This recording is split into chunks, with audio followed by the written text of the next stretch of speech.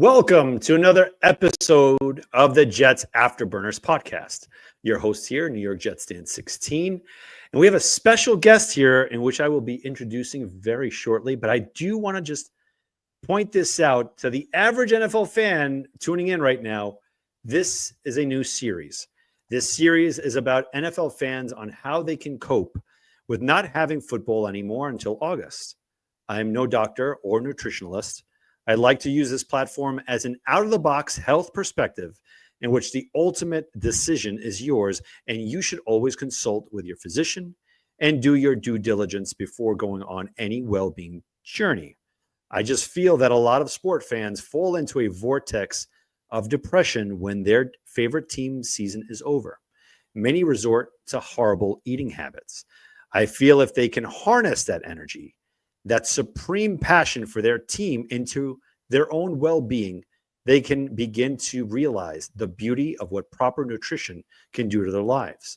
Now, with that, I bring on one of the most influential carnivore content creators. He has interviewed over 900 people giving their respective testimonials regarding this amazing, life-changing phenomenon called the carnivore, or also called the lion diet. You can catch him on the famous YouTube channel, No Carb Life. Dave Mack, welcome to the show, my friend. Daniel, thank you so much for having me on. I really appreciate you taking the time to have me.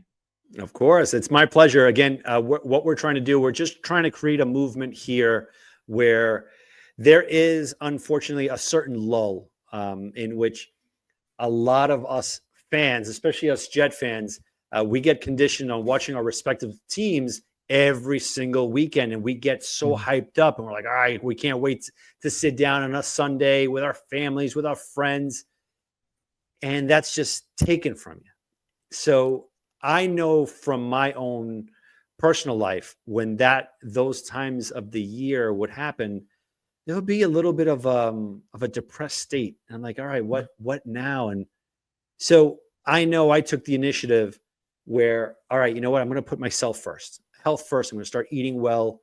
And one of those things was venturing into something called the carnivore diet. Now, before I begin, I want to ask you a very serious question, Dave. Are you ready? I'm ready. Dave, how did you find carnivore? That's a very good question. So, like minds think alike. Just to kind of relate it to what you just said as well, the way I found carnivore was really going through a process of correcting some issues related to mental health and addictive behavior. I had a couple of problems that I needed to overcome. The first one was prediabetes. The second one was alcoholism. And I'd been confronted by someone other than internally, someone telling me that I needed to deal with these things. I knew I had an alcohol problem. I knew I needed to deal with it, but I'd always been putting it off, as you do. It's the same with your eating. When you're eating a lot of bad food, this is bad for you, but you never really do anything about it. But then when someone else actually says to you, you need to address this, that's when you start to maybe take a little bit more notice. And it was a doctor that said to me, you need to take care of both of these things, but the alcohol is the biggest issue. And so that was a bit of a shock for me, but he wanted to put me on a medication for the alcoholism that would make me stop drinking, but also had a lot of bad side effects. And I didn't want to, I don't like medications anyway, but some of the side effects were pretty scary. So I decided that I'd try and deal with this myself first. So I asked him to give me a couple of weeks. And I've known from the past, from doing low carb diets in the past, keto diets in the past, that it gives me a bit of self-control. So I decided, okay, I'll try and put myself on a keto diet. And started keto, and I found I was having some digestion issues. And I was trying to work out, why am I having these digestion issues?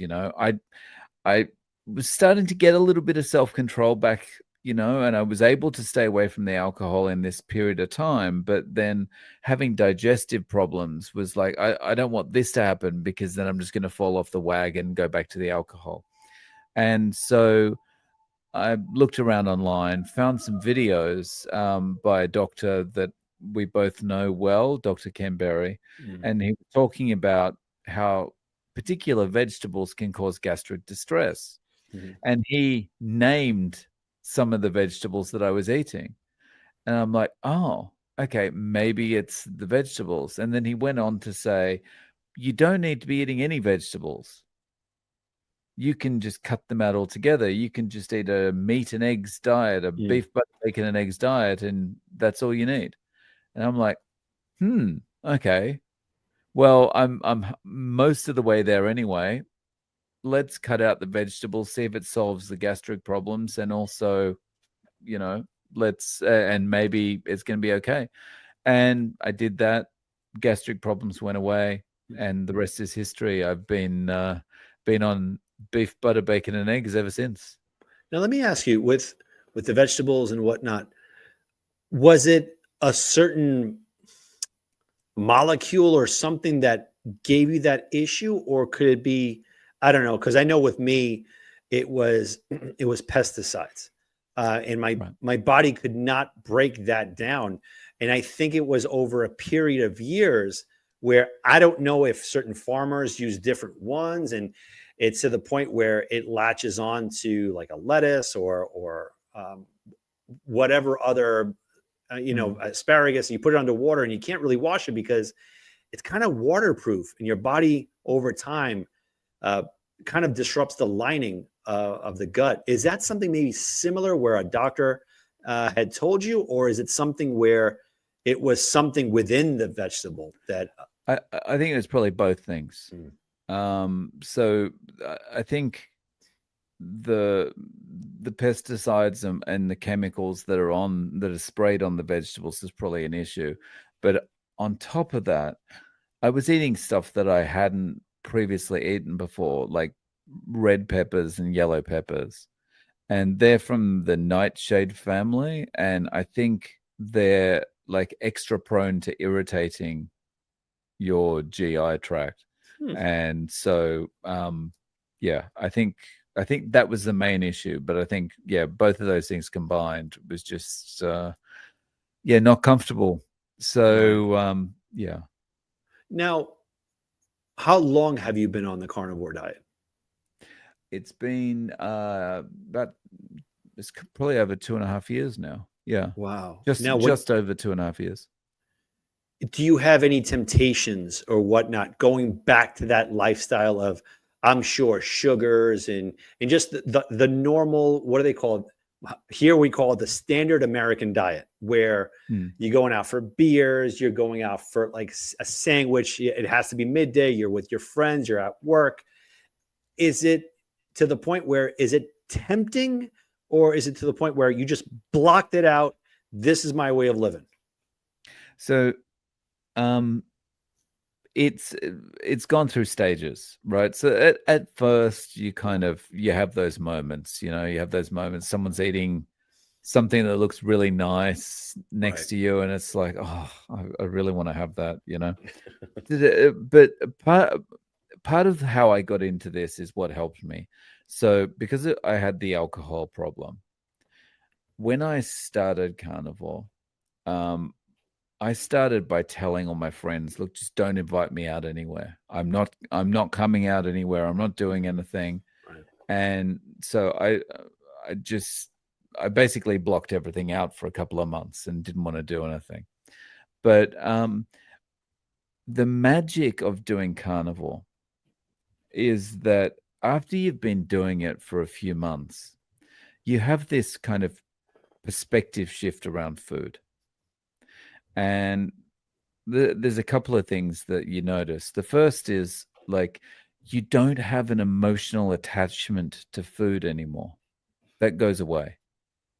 Mm. And the longer you're on carnivore, the more, you can walk past that bakery and smell that bread and smell the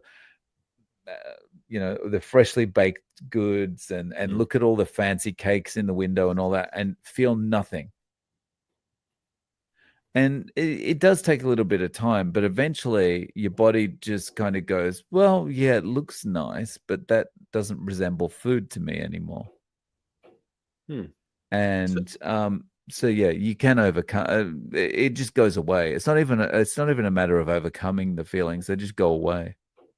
Isn't it amazing how powerful your mind is? Like when they say mind over matter, to a Mm. certain point where once you achieve that, you start looking at things under a different perspective. And that kind of segues to my next question.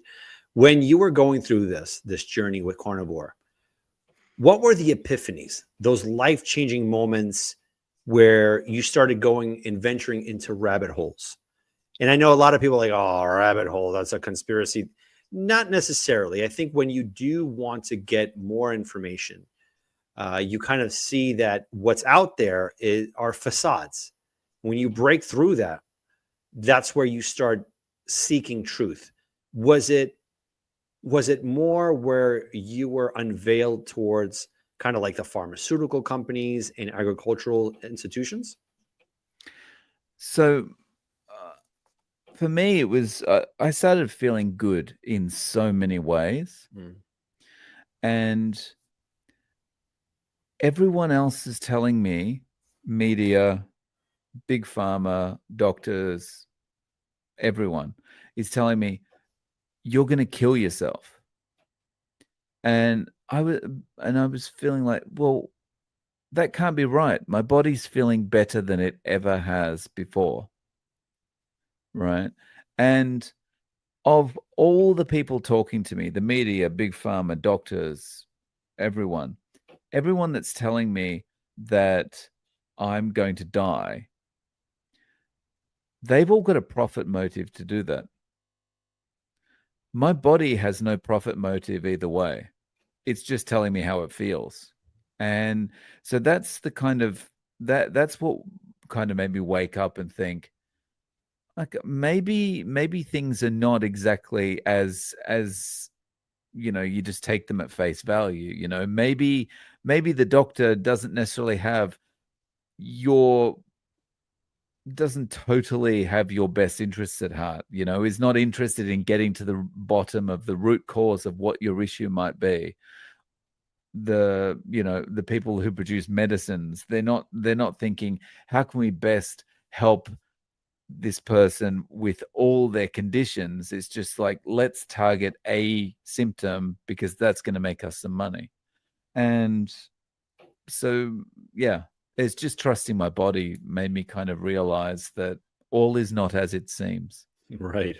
Well, I was watching one of your episodes, and it's called, I believe, Exposed Why They're Hiding the Carnivore Diet. Mm. And this episode blew me away. How you start divulging into Ellen G. White. Then I believe is Johnny Henry Kellogg. I think that's his name, Uh-huh. Yeah. right? He's the one for those that eat breakfast, Kellogg's Frosted Flakes and all that. He's the one that coined the phrase, breakfast is the most important part of the day. Mm. That's not a fact. That was the absolute perfect marketing ploy of our history.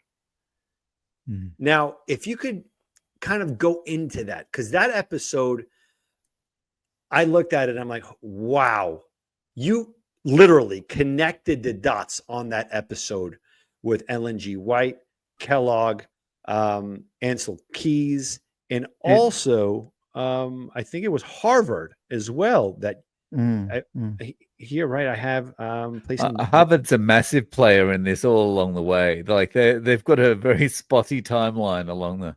Can Um, you go over that one if you can? sure, sure. So it all starts off really with the Seventh Day Adventist Church. Um, the Seventh Day Adventist Church was co-founded by a lady called Ellen G. White, and she at some point, as she was growing up, she started getting visions from God that were telling her that apparently she was the only one that was allowed to know this, and she had to be the spreader of the information. But she was getting messages from God telling her, we shouldn't be eating meat. Meat makes you sinful. Meat makes you do lusty things. We should only be eating plants. And she was like, okay, well, I need to get this message out there. So I'm going to start writing books about this. And so she just she's a prolific writer. And she wrote lots and lots of books about how you should only be eating plants and all these other things related to what you should and shouldn't do. And eventually went on to co-found the Seventh-day Adventist Church. And so the Seventh-day Adventist Church to this day is very focused on vegetarian eating and a plant-based approach to food.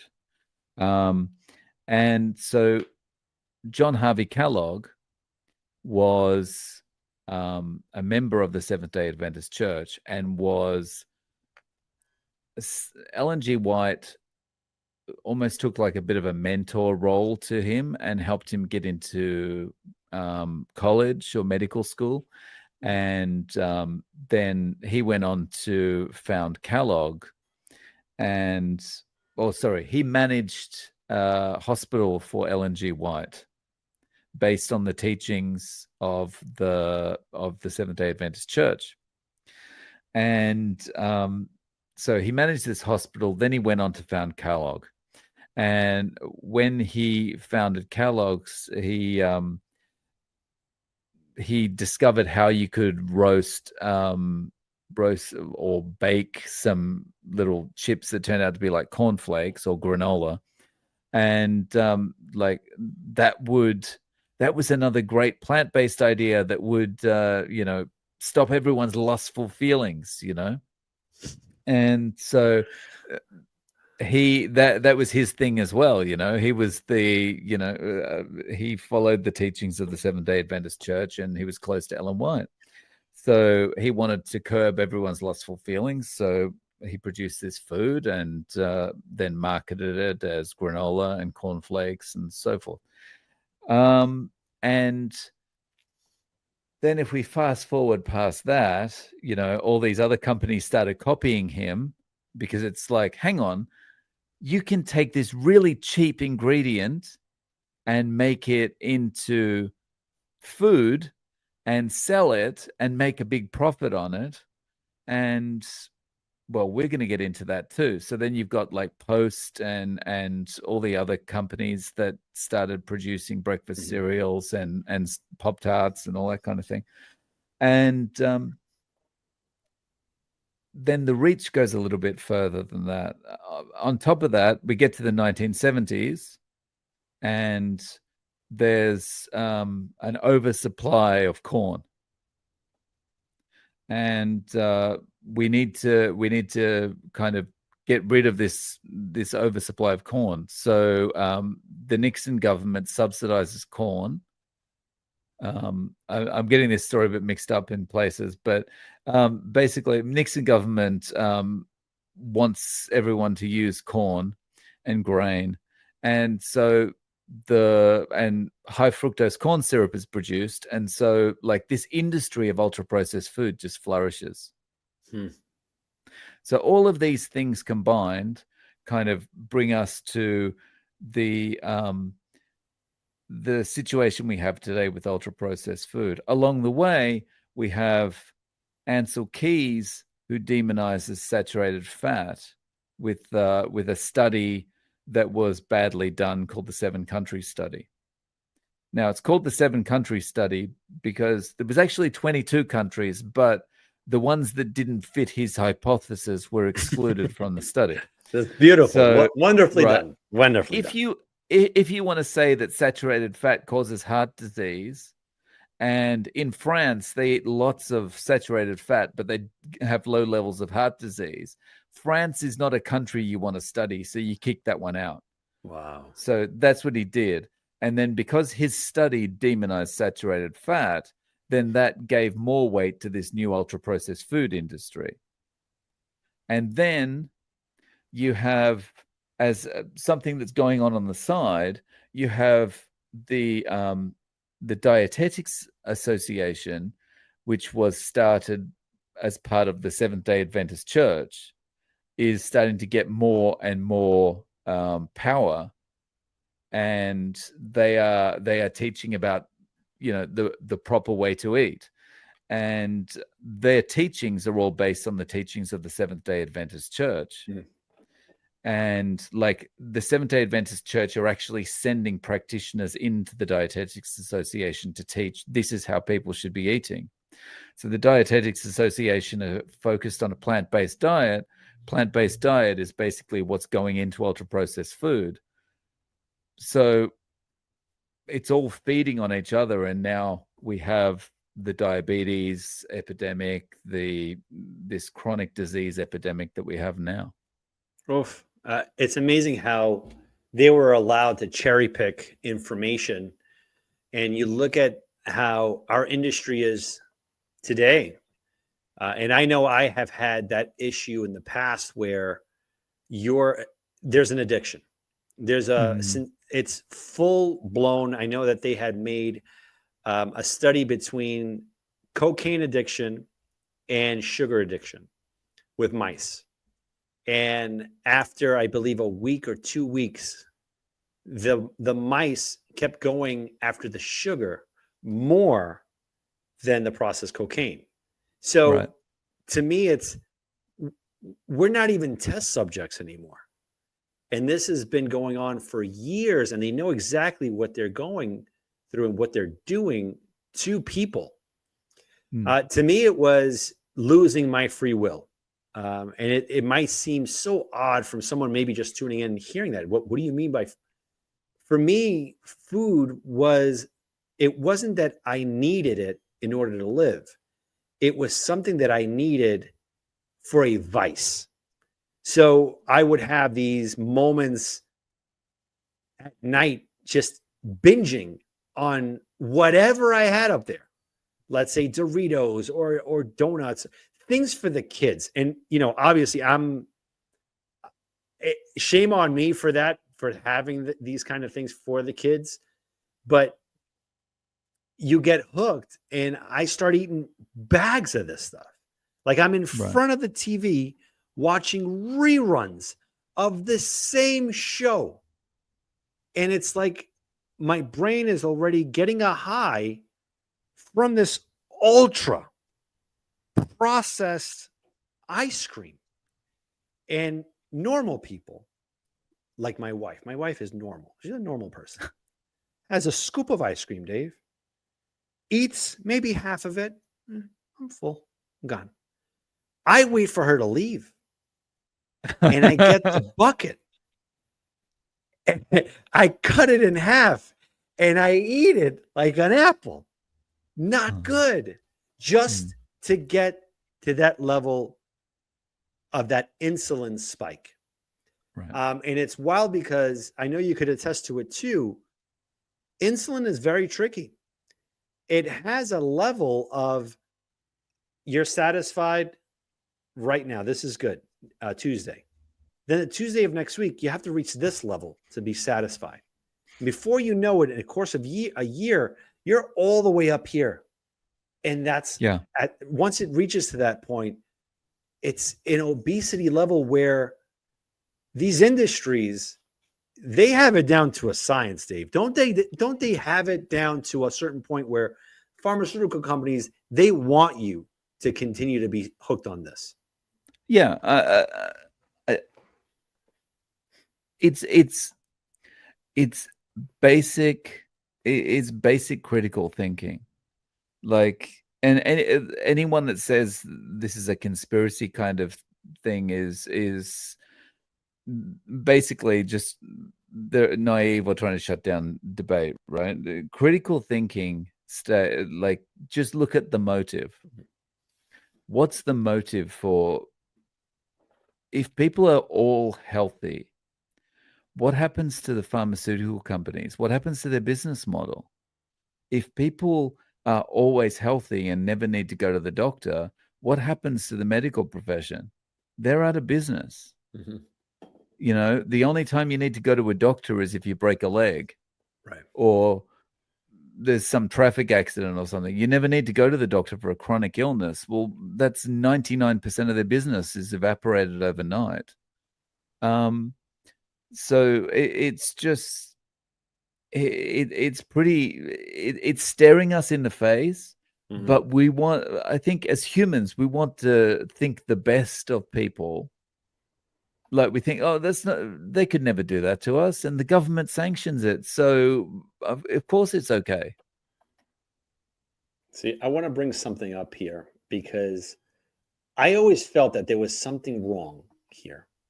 And I wasn't, unfortunately, I can't even blow this up, but it is a picture of the food pyramid. Let's dive into this one here. And I do apologize that it's so tiny and whatnot. But they've been looking at this. And again, in schools and whatever the case is, this is what it's all about. And if we look at it closely, which I think most people have to do that because it's so small right now, the meats and everything, they're at the top and they're the smallest one. And at the bottom, you have your breads.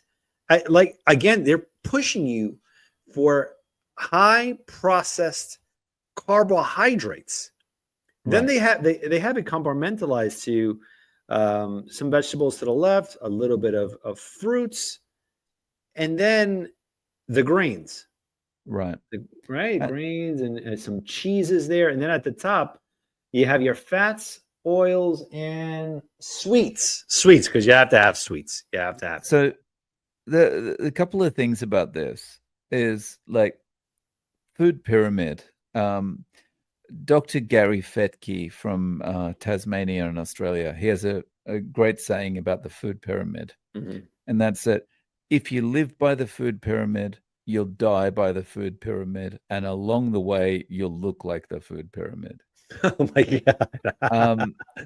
So beautiful. The other thing about it is like right at the close to the top of the pyramid, they have like sugar as one of the items you should eat least, right? And a lot of people, if you say to them, well, if you don't eat sugar, you'll be much better off, right? And they might look at you and say, well, I don't eat sugar, I don't like sweet things. But then when you assess their diet, they could be eating maybe breads and things like that, right? And what people really need to understand is all that stuff on the bottom of the food pyramid there, all those breads, those pastas, those grains, when you eat those things, it becomes sugar. Your body converts it into sugar. It might not be sugar proper when it goes in your mouth, but once it's in your body, it's sugar. Right. And so, you know, the same glucose, the same blood sugar spike you're going to get from, or the same insulin spike you're going to get from eating table sugar, you're going to get similar ones from eating bread. That's right.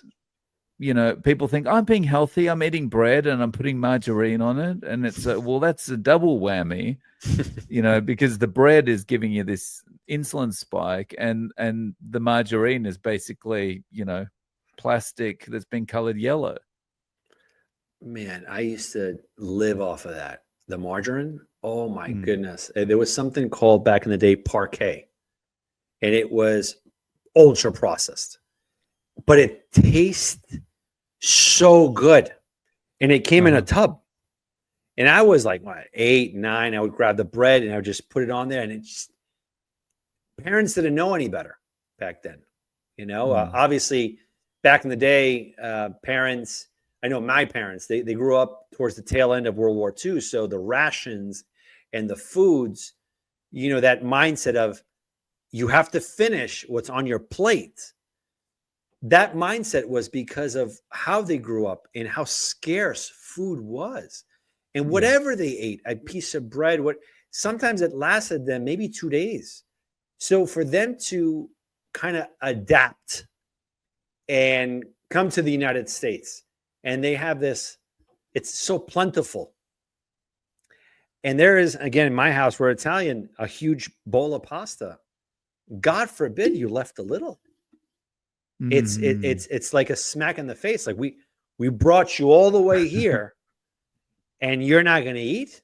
You got to, like the Italian way of lifestyle is nonstop, and I get it. The ideology of it is food is a good time, and I get it. In my household, my mom she would always be on the cutting board, just cutting something up, always doing something, always food. Right. And when you're done eating, here comes seconds.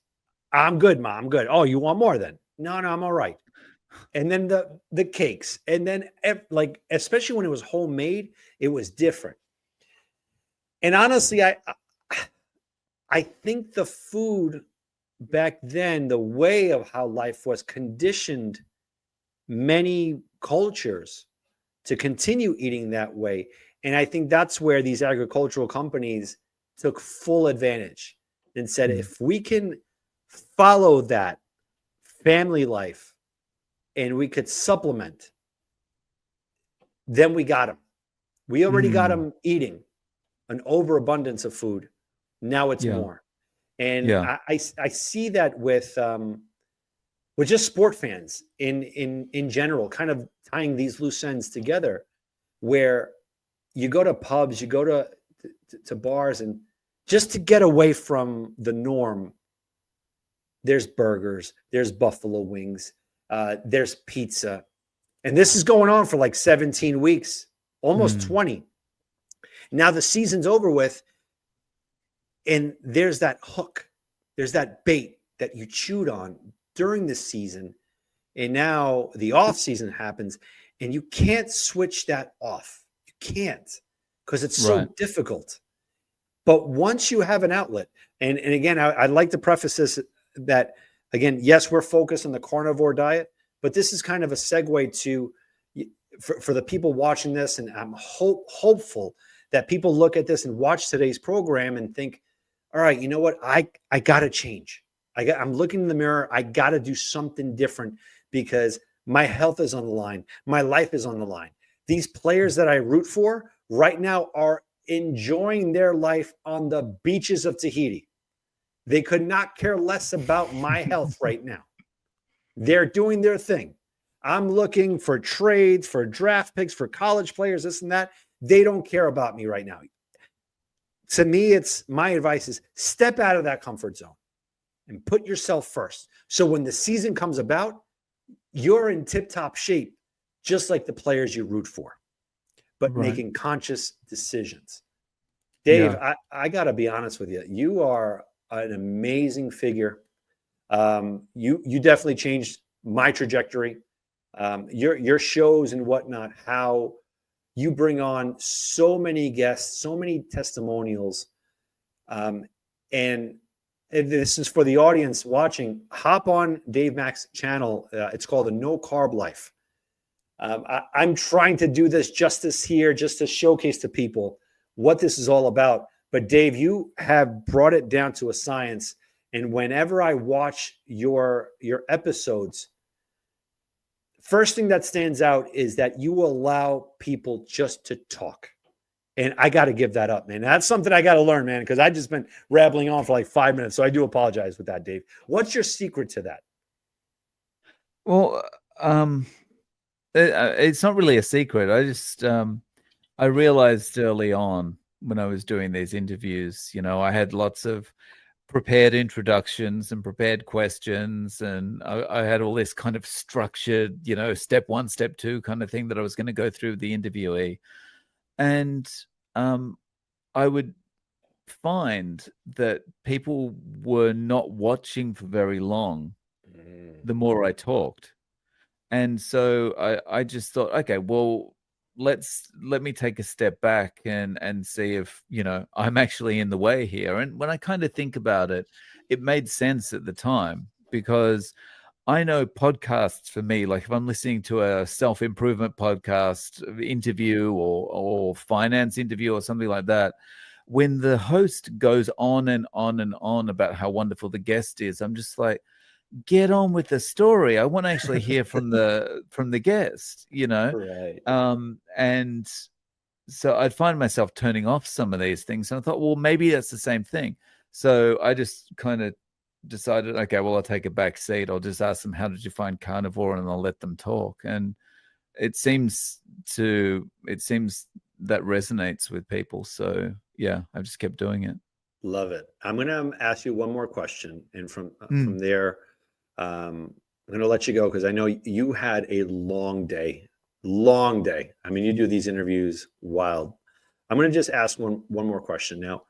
Do you feel society, once you're getting healthy, wants you to fail just for like a I told you so motive? Like, again, so many people have different vices and whatnot, but especially when I find it like whenever I'm on a diet, whatever, I'm doing good, they're waiting for me to fail and say, I told you that that keto wasn't good for you, or that Atkins, or that herbivore, or whatever the case is. And now carnivore, which has been helping me like amazingly.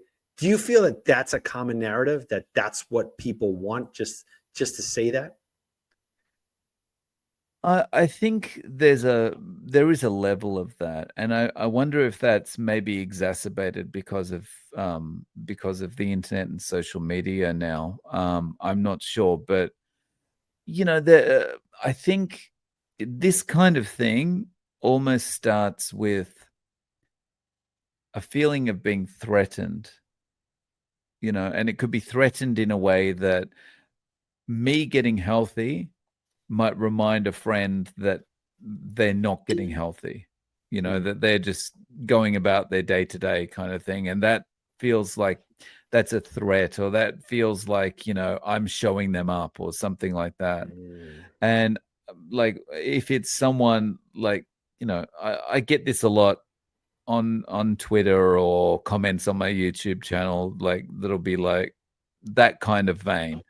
And I think there is an element of, yeah, I want this guy he thinks he's really clever now, but I want him to fail. I'll be happy if he fails. And it's just, I think it's exacerbated by social media, but I think that's kind of human nature in a way. Now, one last question. And I'm going to end it how you end normally, the ones on your show. If you were to tell someone, let's say someone sees you and says, wow, you made such a significant change. How would you approach answering that question? If I was giving them advice about how to start. So for someone starting carnivore, it's not going to be easy at first, right? You've been 30, 40, 50, 60 years of living on carbohydrates predominantly, and being addicted to all these super ultra processed foods that are designed to keep you addicted. I would say the best way of handling it is to take one day at a time and just focus on getting through your first day without having any carbohydrate, right? Just eat your meat, eat the fatty meat, because the fat is what's going to satiate you. Eat the fatty meat throughout the day, eat your eggs, eat that kind of thing. Focus on getting through day one without having any carbohydrate.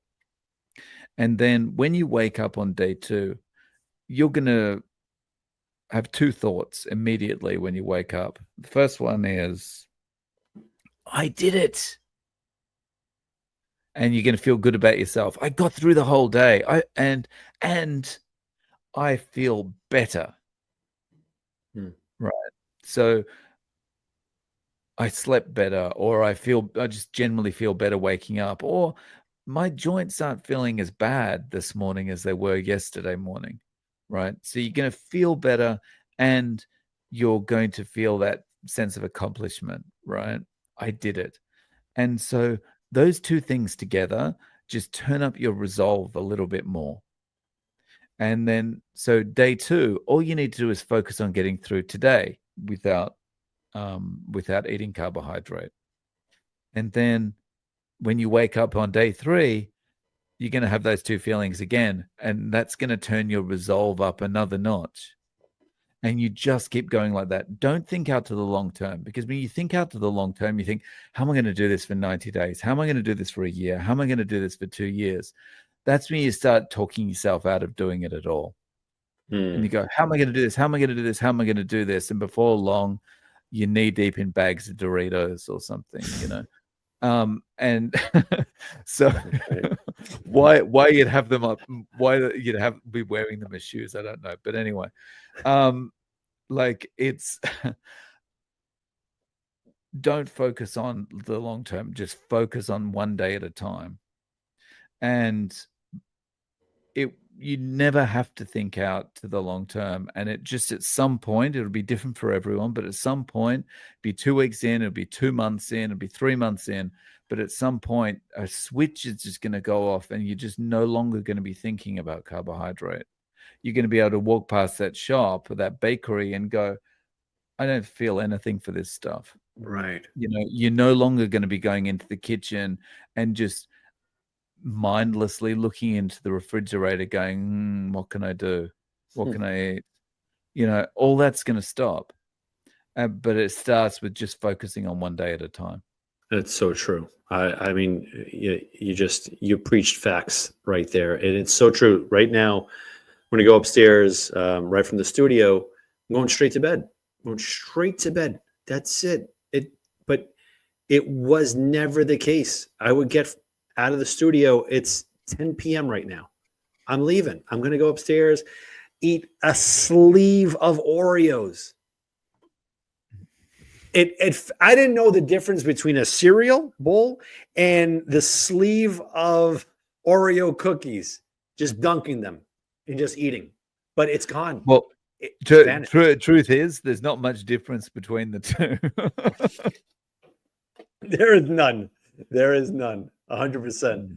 Dave, listen, I got to tell you, thank you so much for taking this opportunity, for being so authentic, so genuine. And you always spit facts, and we love it. And everything that you do for this community, keep rocking it. And just, where can people find you, Dave? Best place to find me is on YouTube. You can search on No Carb Life, or just put my handle in, which is @0carb.